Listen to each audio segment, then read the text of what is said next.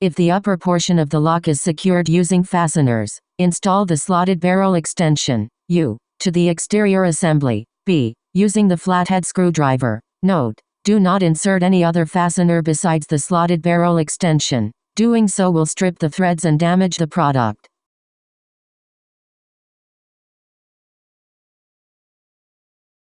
If using adhesives, peel the cover off of the exterior adhesive, T.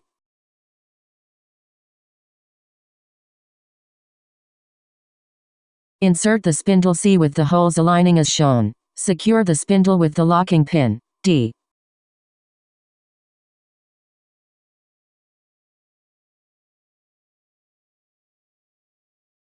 Carefully bend the end of the locking pin with the needle nose pliers.